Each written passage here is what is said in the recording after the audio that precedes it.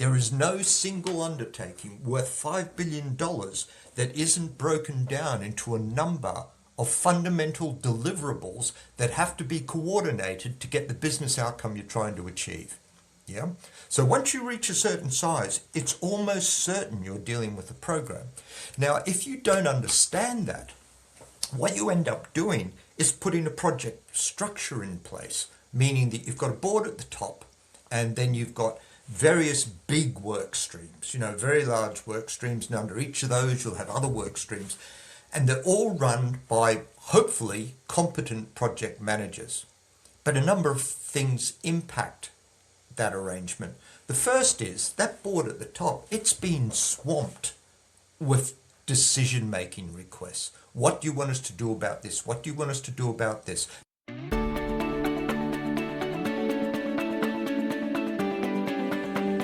Hi, welcome to Project Management Matters. This is a podcast about all things project management, from projects, programs, portfolios, PMOs, and everything in between.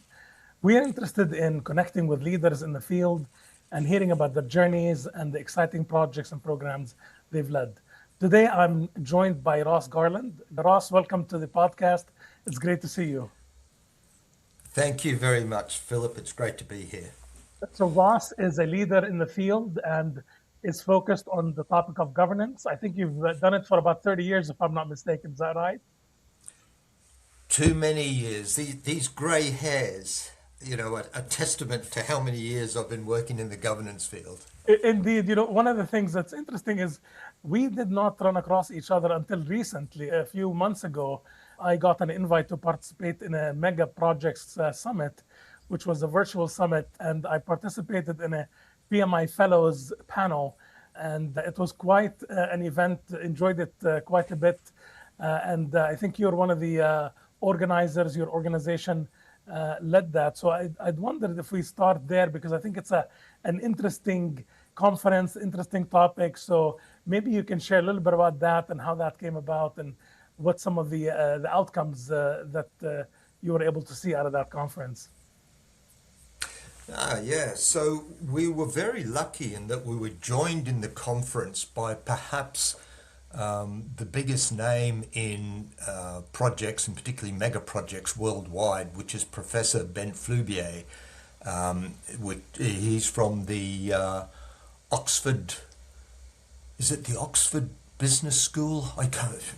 He's from there anyway, and he's written a number of books on this. He has so much information, and he has a massive database of projects and programs that goes back decades. In fact, I think it goes back about 100 years now. And he's done statistical analysis on this database. And basically, in a single line, what it's showing is that we haven't improved. Over 100 years, we still haven't improved. And so we were investigating Professor Flyvbjerg's iron law, which is over time, over budget, under benefits, time and time again, and trying to understand what was behind that. And the whole conference was based around that theme, really. And some of the things that came out of it were interesting, like some of the things that he focuses on particularly strongly are things like optimism bias when it comes to planning. The fact that planning is often done relatively quickly and implementation is done slowly. And he refers to what's called black swan events. A black swan event is something that will derail a major project.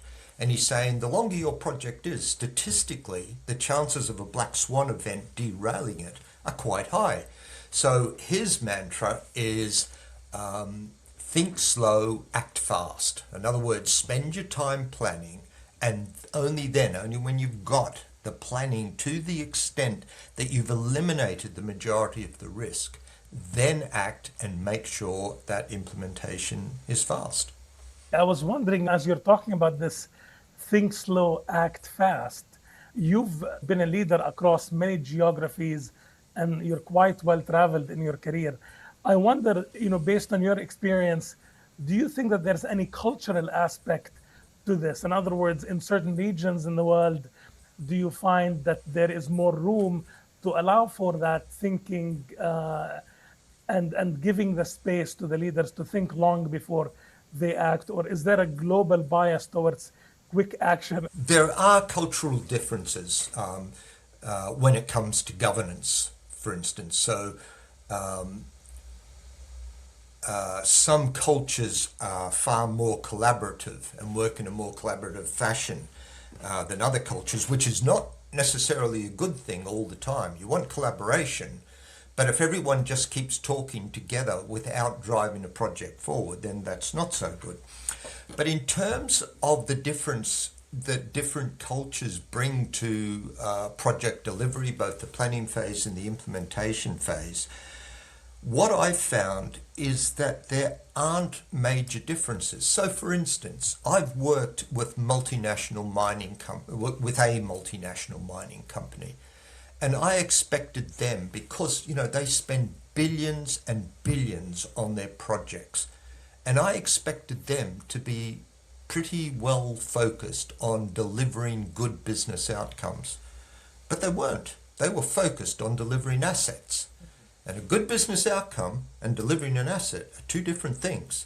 Delivering the asset will take you a long way towards delivering the outcome, but you don't get that same outcome. And so I found that some of the governance that they were putting in place was no better than organizations where I wouldn't expect good governance to be in place. This is project, program, and portfolio governance I'm talking about. So to answer your question, I don't know that culture plays a huge part of it.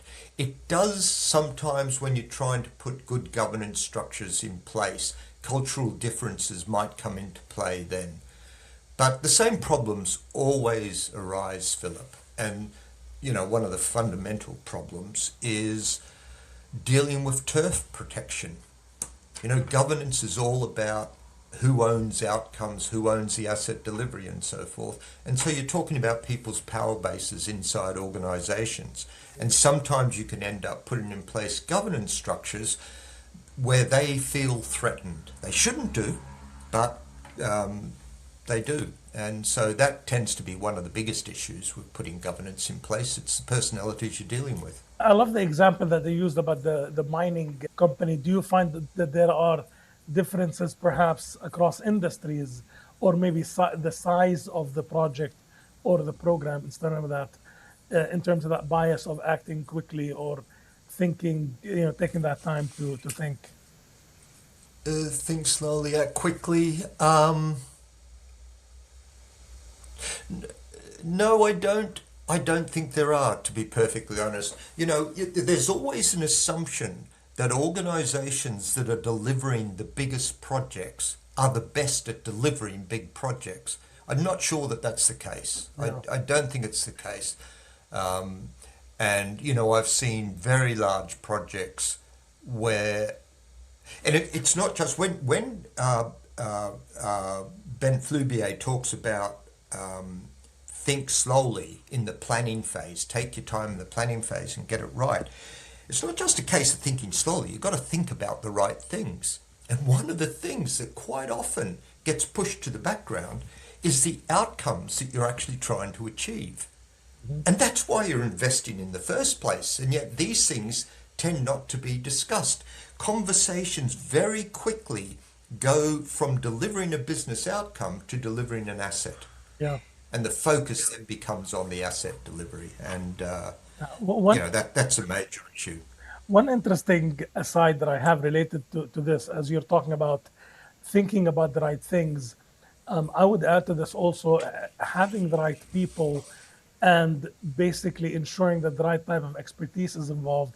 I noticed in a couple of situations recently where I was involved in conversations, really more as an observer than a direct participant, is that there was almost a bias to give everybody equal share in terms of the thought process. So it went beyond just simply being respectful and allowing everybody the room to talk, but also to the point of equating someone who had no experience, no background in that particular topic, with someone who had many projects, many years of experience.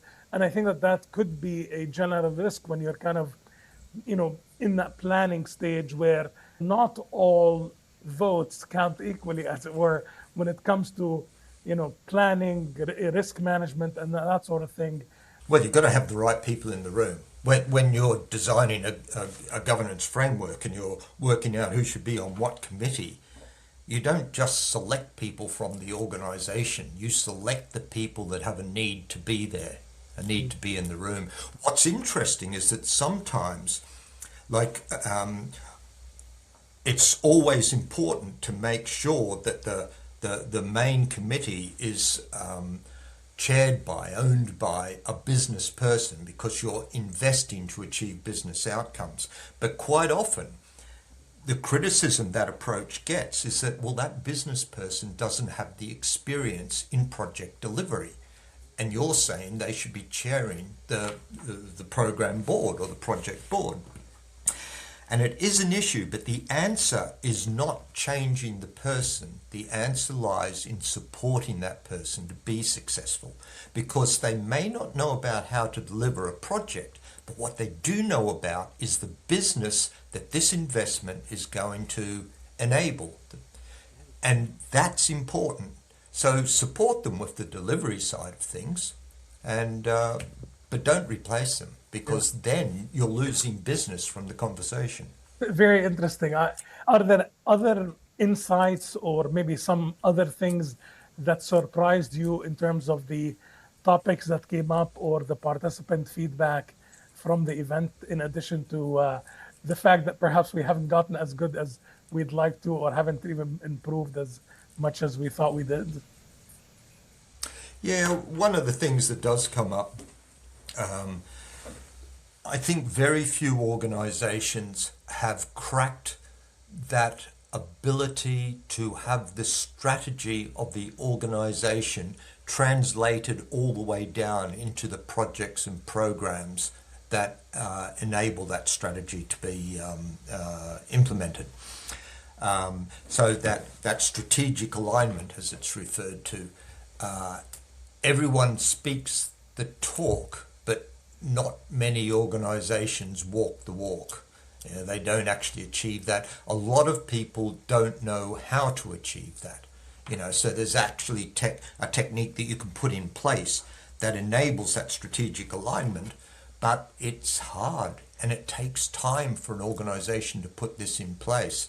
And one of the things we learn these days, one of the things I've noticed over my career, actually, because I've been around for a long time, so I've seen many phases come and go. One of the things I've noted now is that you put good process in place in an organization, and within 12 months, 18 months, it disappears because people move around, people leave, and good process quite often isn't embedded in the organization. So that came out during the conference. And, as I say, in my past, going back 30 years or so, the good organizations embedded all their process and they work to that process. But we've got so much disruption due to technology now that perhaps that's not possible anymore. So that was one of the things that came out. The other thing is the old kernel, where you have delivery focused projects and programs. So it's focused purely on delivering assets and not sufficiently on benefits realization, business outcomes, that sort of thing. That's still a problem for organizations. And just in general, one of the things I've found, we talk about projects, programs, and portfolios. Everyone knows or thinks they know all about projects. The understanding of portfolios is becoming stronger and stronger, but I don't think there's a very good understanding of programs and what you gain from putting a program approach in place. I don't think people understand that. Let's dig into the benefits side, and then we'll come back to the program side, because you've brought up a couple of interesting points. When we're talking about the discipline of benefits management, even in organizations where you might have a strong practice of building that business case and identifying what are the desired outcomes, what do we expect the business benefits are, and even going through the practice of calculating something tangible, that business benefit often gets realized after the project or the program is completed, and sometimes not even by months, but by years. It takes a long time for that business benefit to come about.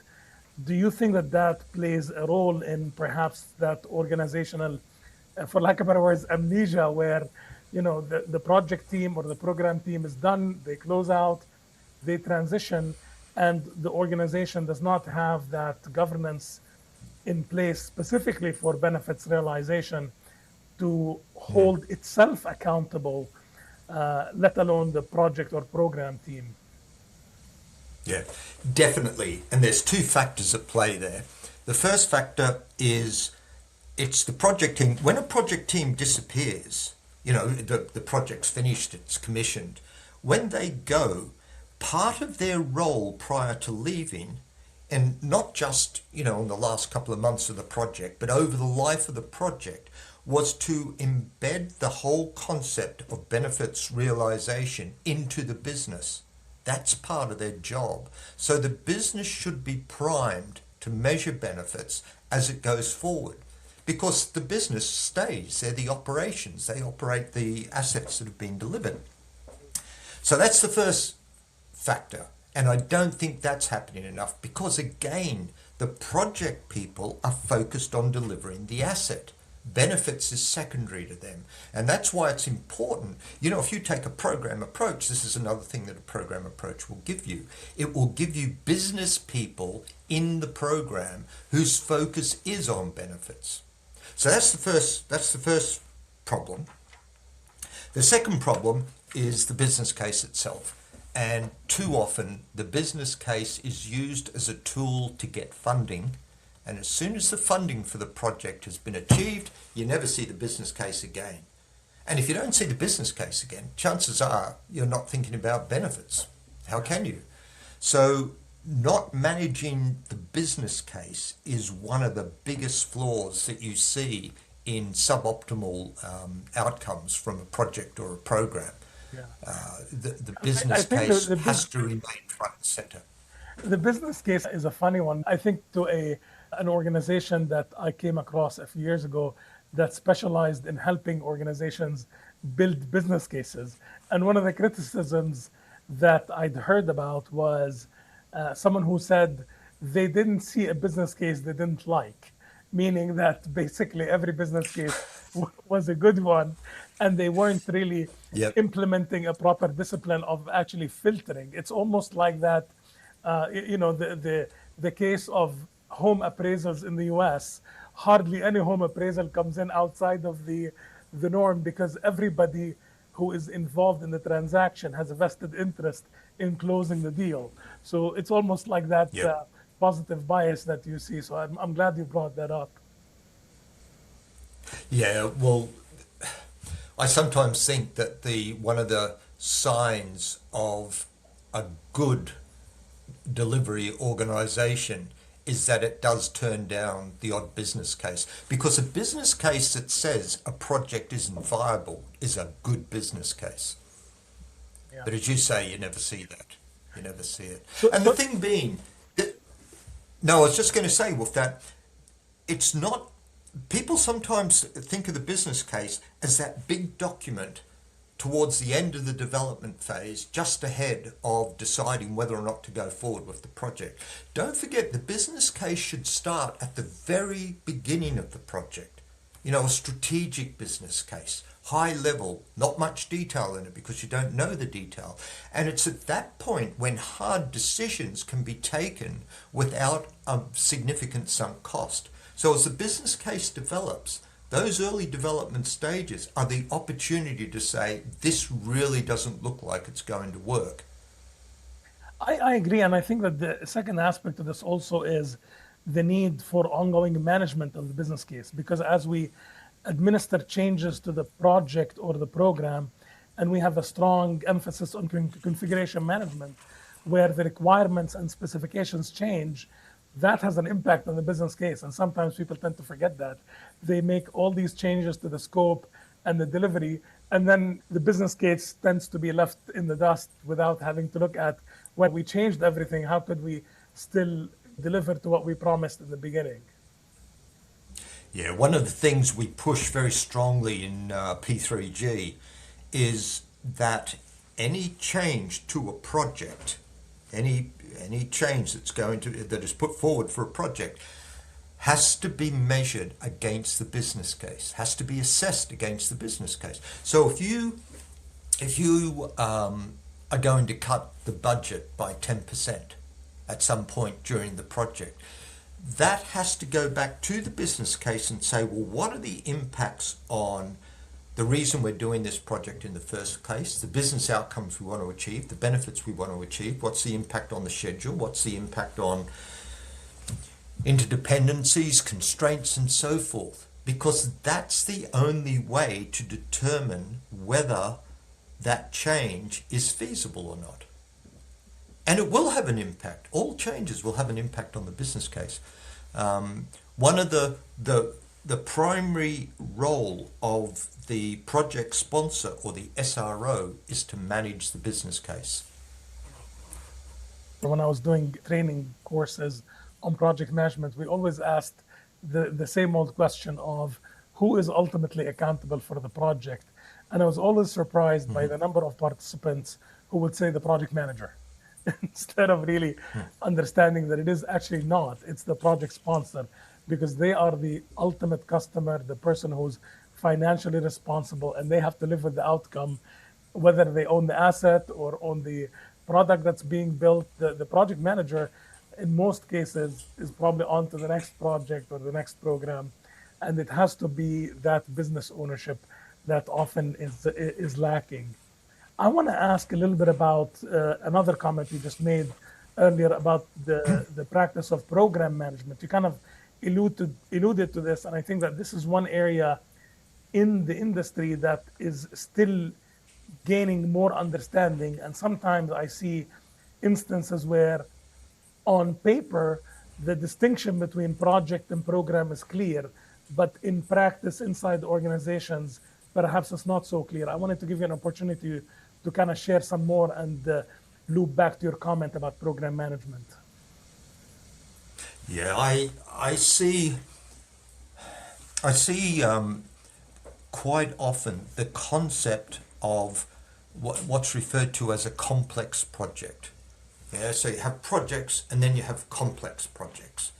And when they talk about a complex project, they might be talking about something that's worth $5 billion. Yeah, and they're saying this is a complex project and we're going to govern it as a complex project. There is one thing, if I tell you a project is $5 million worth, there is one other thing you know about that project instantly, and that is that it's definitely not a project. There is no single undertaking worth $5 billion that isn't broken down into a number of fundamental deliverables that have to be coordinated to get the business outcome you're trying to achieve. Yeah. So once you reach a certain size, it's almost certain you're dealing with a program. Now, if you don't understand that, what you end up doing is putting a project structure in place, meaning that you've got a board at the top, and then you've got various big work streams, very large work streams, and under each of those you'll have other work streams, and they're all run by hopefully competent project managers. But a number of things impact that arrangement. The first is that board at the top, it's been swamped with decision-making requests. What do you want us to do about this? What do you want us to do about this? Because there's so many business impacts that from decisions that are being made down inside that project, and the project board can't deal with all those questions. So what happens then is that the project managers, to speed things up, because you're probably starting to talk about variations now. Variations are coming through because of delays to the decision making. Project managers start taking the decisions themselves, thinking they're doing the right thing. The reality is they'll be making decisions that have business impacts and they won't even be aware of it. And so what do you end up with? You end up with an asset, but it's not optimized. It's not exactly what the organization wants. One of the big benefits you get from taking a program approach is that at that second level, you put project boards in place potentially. Now, when you put a project board in place, it's chaired by a business owner. So you're driving business involvement deeper into the program than you otherwise would. And it's that business involvement, those people, those boards, they start intercepting those questions that are coming up for decision because they know what the business impacts are. So that's what you get from having a program. You're driving business involvement deeper into the program in a decision-making role. I would also add, in terms of complexity, sometimes smaller projects could be more complex than larger projects. I've seen a $500,000 software development project be a lot more complex than a $10 million construction project. And again, it just depends on that project. Is it completely unique? Are you out developing something brand new? The more people you involve, the more complexity you're probably gonna experience. But I like the fact that you're looking at it from the perspective that it's so large. When you're talking about billions of dollars, you're really not realistically managing a single project. I think that that's a fair deal, especially when you look at some of these undertakings, and they do actually break into naturally different projects. An example of this could be building an airport. You know, it's very difficult to kind of build that out as a single project when you've got so many different initiatives that are taking place within that. I want to go back to the topic of governance and connect that to our discussion, because this is your area of passion. And I want to start by having you give us your view of how governance interacts with project, program, portfolio management. And then from there, I'd like to hear about how you got into this career path and this discipline, and hear about your personal journey. So let's start with how they connect, and we'll talk about your personal journey. Okay, so how they connect, hopefully seamlessly, but the trick is to know what constitutes a decision for a governance body like a board, you know, a project board or a program board, or indeed the portfolio committee. What decisions should they be making versus what decisions should the project manager be making? Because if the project manager makes it, that's project management. If the board needs to make it, that's more governance, that's investment management. So the project manager is focused on delivering the project. The board should be focused on delivering the business outcome that this investment, for the investment that's being made. So who makes what decisions is the first question. And that, unsurprisingly, comes back to the business case.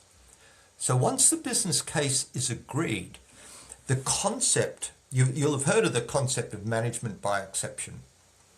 The concept then is the business case is owned by the project sponsor and the board. They own that business case. Now they can say to the project manager, here's the business case. I want you to get on and deliver the assets. But the caveat is, if any decision that you're being forced to make can impact any of the key parameters in the business case, you need to come back to us because we own the business case. So what that means in reality is, for the project manager, is it impacting the budget? You know, a decision I'm about to make, is it going to impact the budget, the schedule? Will it impact benefits? Will it impact the business outcomes? Will it impact any constraints or constraints that we're working within, or assumptions that we've made on this project? Will it impact any interdependencies? All those key parameters, which should be identified in the business case, the Project manager has to be across them, and if there's likely to be an impact and that impact exceeds a tolerance, they need to go back to the board. However, if it doesn't, if they want to make a decision and they know it's not going to have any impact on the business case, then that's management by exception. Get on and do the job. So that's how you tell whether it's a governance decision or a project management decision. So it's not rocket science. It's not rocket science, but it needs to be clear, because otherwise what you get is either decision-making gaps or decision-making overlaps. And the reality is you don't get any gaps. What happens is the decisions keep getting pushed up. And if that happens, you end up with a project board that's been overwhelmed with decisions they should not be being asked to make. I think part of what I've seen in certain situations where organizations don't do this in an optimal way is that board takes shape as a steering committee where the project manager is just coming to recite status updates and move on to the next meeting of the day, as opposed to really focusing on the decisions or bringing attention to a specific potential change that might affect that business outcome and the business case for that board or that steering committee to make the right decision. So there's a perhaps lack of maturity on behalf of certain organizations or lack of understanding. And some of the critical challenge is there are many cases where we definitely can point fingers and blame the project manager, but there are many instances where it's beyond the scope or capability or the level of the project manager to handle. And as you said before, we can't just simply replace every project sponsor we don't like or if they're not doing a good job, because at the end of the day, they're the sponsor. There are individuals out there who advocate for training the project sponsor or the business owner. In your experience, is that even a practical activity? Is that something that is necessary, or is that more related to the processes that you talked about, where the organization has to put in place processes to support and shore up that governance framework in organizations? No, definitely requires training. A project sponsor should receive training. At the very least, they need to understand, pardon me, they need to understand how the governance itself works. What decisions should they be making? What do they need to be focused on? The fact that at every meeting should be a copy of the business case sitting beside them. And that business case has to be user-friendly. A 200-page business case is not user-friendly. Yeah, it just contains. If you ask Stephen Jenner, who's the expert in benefits management and so forth, or benefits fraud as he calls it, if you ask Stephen Jenner, he'll say the bigger the business case, the more lies there are in it, which is probably true. So I've lost my track, Philip. Where was I? I think we're talking about the role of the sponsor and the training. So you were on the right track. Yeah.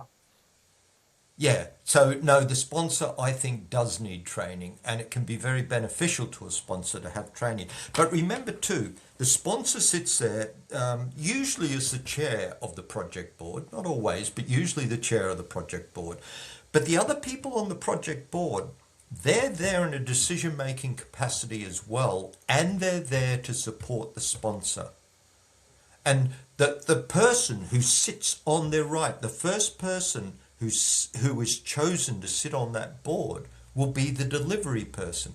And that puts the business and the delivery that close together, so that they each know what the other thinks. The first moment there's an issue, the other person gets to find out about it, and so forth. Yeah. This topic is very exciting, and I can see how you developed a passion around that. It would be good to hear a little bit more about your personal professional journey. How did you get into this field? What excited you about it? Talk us through your origin story, as it were, where things started, how they evolved, and how you ended up being focused on this. Yeah, well, I've since after about 5 or 6 years working, I've always worked in the project space, and after about 5 or 6 years of that, at the beginning of my career, I ended up becoming a consultant. And the one thing about consultancy, of course, is that you get to see the same problems from different perspectives. And so I always found that interesting. I've always found how you structure projects for success interesting and so forth. But I had a client, it must be, I don't know, quarter of a century ago now, too many years ago, I had a client who wanted me to implement an assurance process for them, for their project assurance. And it was a particular type of assurance process called the gateway review process. And so I looked at this, I investigated this assurance process, and I said to him, look, I can implement this for you, but I can already tell you what its reports are going to say. And he said, what's that? I said, well, the majority of reports that come out from this gateway process, because all the gateway jurisdictions around the world were producing lessons learned and would indicate what the issues they were finding were. And one of the major issues they were finding was governance. And I looked at the governance of, in this particular organization, and it was pretty appalling. So I said, the issue is going to be governance. So what I suggest we do is strengthen the governance and then implement this process.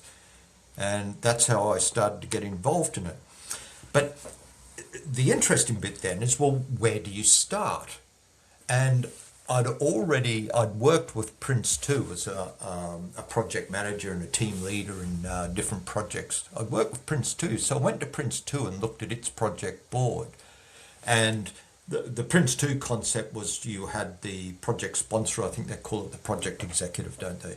Project executive, and then you've got a senior user and a senior supplier. And I looked at that and I thought, well, that makes sense. I can understand, or I could see that it made sense, but what I wanted to do then was work backwards and say, well, why does that make sense? And once you start working backwards and then start to work forwards, you end up writing a book called P3G. And, there are elements of Prince 2 referenced within that, and elements of MSP and so forth. But what it does is it explains the logic behind the principles that it puts in place. And so that's how I got into it. Basically, a client saying, help us out with governance. And so investigating it and then starting to understand what the important tenets of governance were. And the important thing being too, that because I was a consultant, my clients wanted answers. They didn't want theory, they wanted answers. So I had to be able to provide answers backed up by logic or empirical evidence. And that's reflected in the book itself. So my co-author, Adrian Morey in Australia, who's based in Australia, I'm in the UK, he is also a consultant, and we work together many times on many different projects. But the focus of that document that we wrote, of that guide that we wrote, was that if you were called into the boss's office and the bosses said to you, the governance on this particular program isn't working, fix it, this is the book you go to.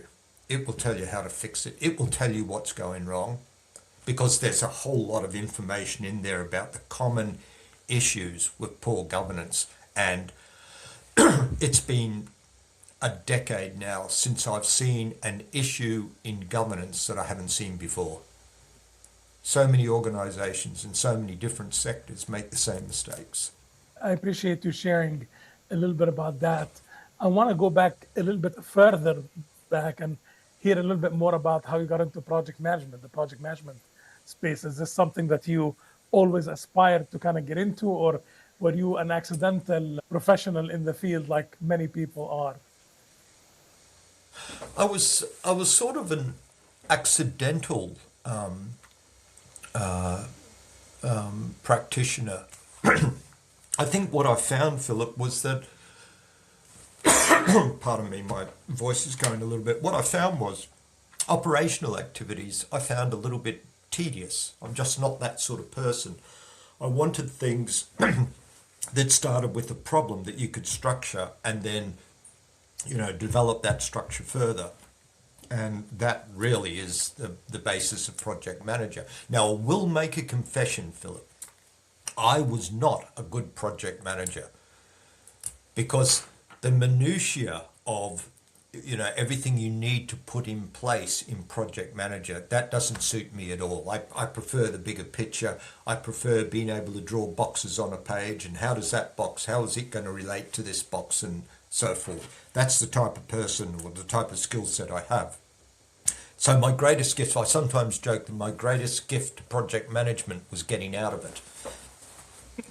Interesting. If you look at IT, for example, there is a fallacy, and more and more people are understanding that just because you're a good programmer does not mean that you make a good manager of programmers and then ultimately work your way up. So the career path isn't so straightforward. And I think that there's almost that same assumption in project management, that there is some sort of career path where you go from managing small projects to large projects to programs to portfolios or PMOs. And that's also not necessarily the case. It doesn't necessarily have to have that career path. And I agree entirely with what you've said there. Like, being a project manager is so important, and being able to deliver projects is, an enormous skill set. Yeah. Now, a good project manager won't necessarily make a good program manager, because a program manager needs to have business skill sets as well, which is why you'll often find program managers are from within the organization, whereas project managers can be pulled in from outside. Pardon.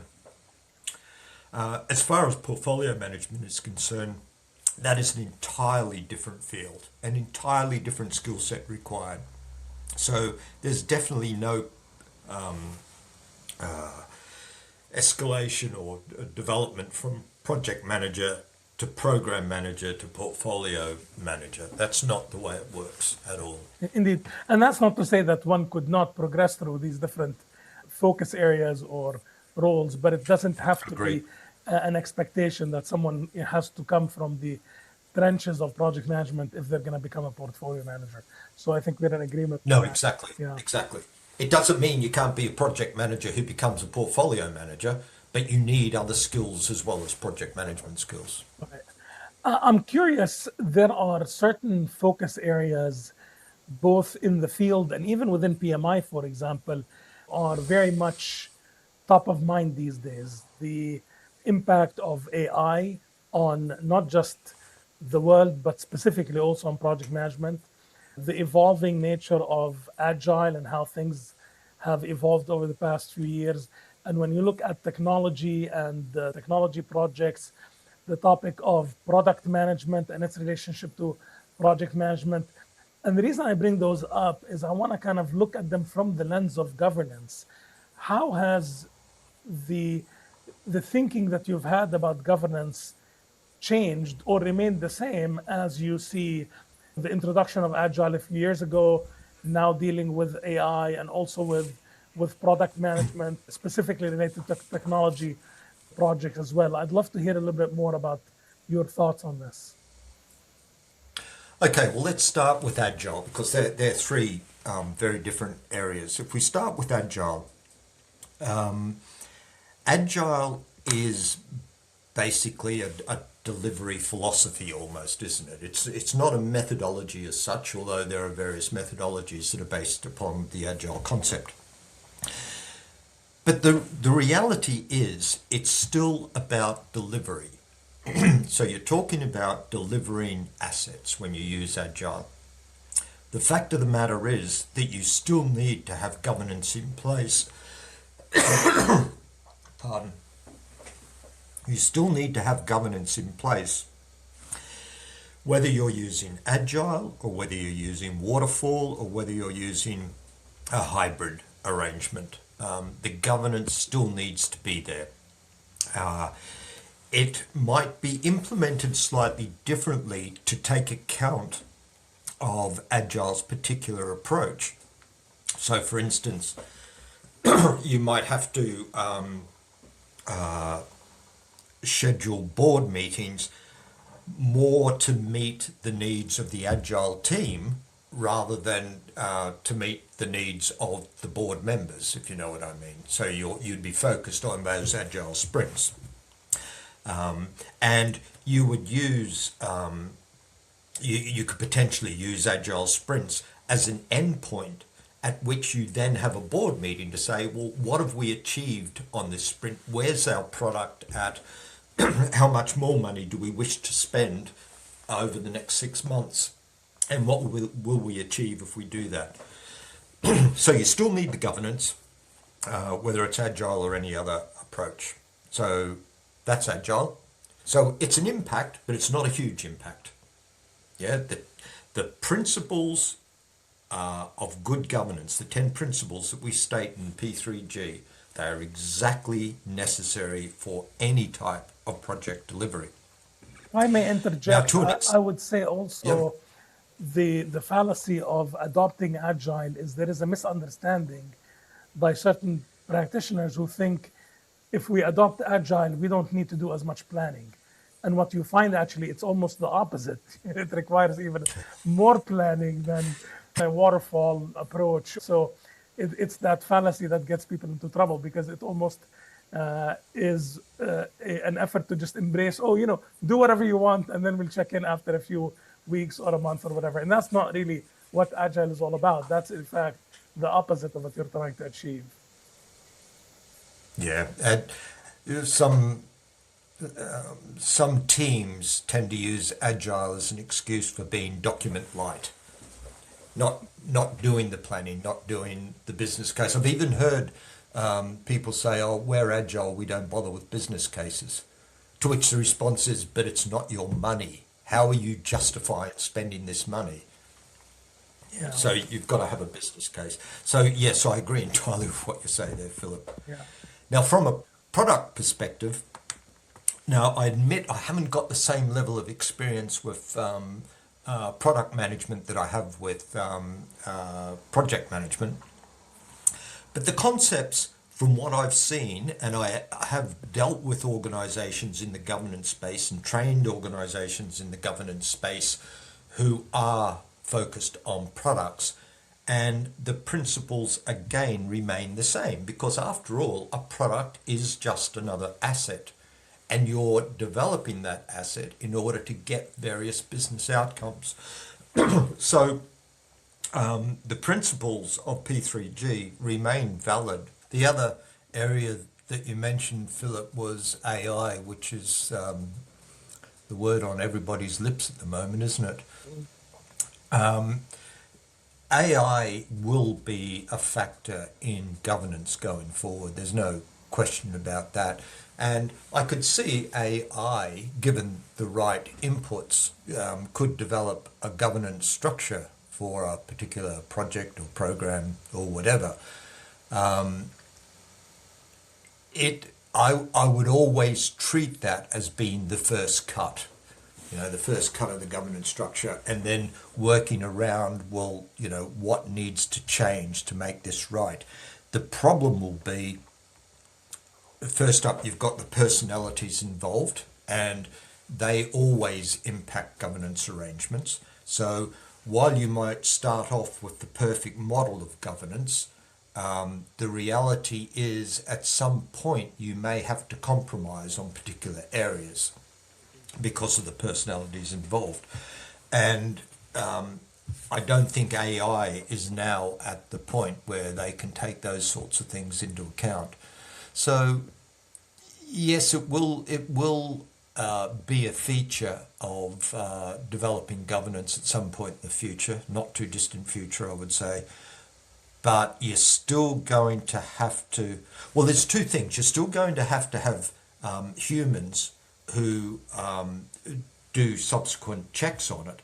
But that also means that you still need humans to understand how the governance works, because you can't just leave it to AI, because at some point in the future, somebody's going to want to tweak the governance. And if they don't understand how it operates, because AI has done it all, there's a good chance they'll make a significant impact, have a significant impact on the effectiveness of the governance in the future. So I still think you're going to need to have humans involved to a large extent, even with AI, but who knows, if we had this conversation in 20 years' time or even 10 years' time, who knows where AI is going to be at that point. It's Because fascinating I to think, me. Sorry, I was going to share. I was with a group of friends who were mostly engineers, and we're just having a social gathering and catching up. A couple of my friends who are focused on design work in engineering were sharing basically stories of what's happening today, where 3 or 4 or 5 years ago they were relied upon by the organization to build the design, write the narrative, and audit the content before a proposal or a deliverable was submitted to a client. And what they're seeing is, over the past year in particular, a heavy reliance on AI tools to do this. So their role has shifted from one where they're generating the content to heavy audit. And the audit is not minor, it's quite extensive, because what they're seeing is potential mistakes and hallucinations that come up that require fixing. But what's also very interesting that they're also noticing is the fact that now it's one human leveraging or using AI completely to build a deliverable, and then another human leveraging or completely using AI to review that deliverable. And it's almost like one AI talking to another AI, and human decision making is taking a back seat, which could be a very dangerous development, instead of that checks and balance process where we actually do yeah, audit that. In my own experience using AI tools, when I've used it to build business cases in particular, I noticed that if I just add one more variable, one more bit of information, or even one word in certain instances, the entire outcome of what I receive as an output from the AI system completely changes. It can be very favorable if you put in front of it option A, option B, option C, and give it the input. It looks at it and says, go with option A. And then you literally add that one word or two words or that certain variable, and then it completely shifts. And that can be very dangerous, because I think that wow. from a human perspective, at least we have the ability to kind of think of these things that may not be top of mind, but we are still learning how to interact with AI tools that don't think like us. And we're still figuring out how do we feed them information to provide a quality product that we can actually use. I don't know if you've had this experience or you've seen these type of observations recently. Well, I've heard similar stories. I think the interesting question is this AI per se, or is this a maturity issue that at some point in the future you won't have those issues with AI? And I don't know what the answer is there. I'd always feel a bit nervous about AI. That's a very good way of thinking about it, that we don't really know just quite yet whether it is a maturity or whether it's a technology issue. Time will tell, I guess. As we approach the conclusion of this episode, I would like to give you the opportunity to share any advice that you may have for individuals, practitioners who are interested in entering the field of project management. This could be young professionals or recent graduates, or individuals who have been in another career and who are interested. What advice might you give those individuals about entering project management and how to think about it? Yeah, it's an interesting question, isn't it? Because the big question now is what impact will AI have on the field of project management, and that impact exists and will get bigger. So I guess what I'd be inclined to say is make sure you've got a second string to your bow. Don't just be good at the project management. Be good at some of the value added areas. So for instance, we get lots of project managers coming on the courses that we do in project program portfolio governance.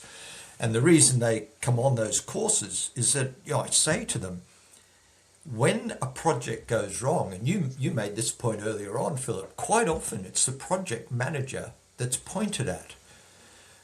If a project manager comes onto a project and looks up to see who they're reporting to and just sees a mess, then they're the ones that are at risk, because if it goes pear-shaped, there's no accountability above them.